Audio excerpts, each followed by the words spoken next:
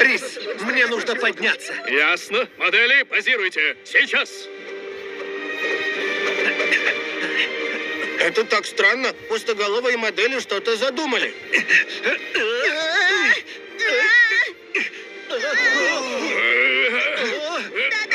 Нет, я не могу дотянуться. Модели, покажите свои зубы.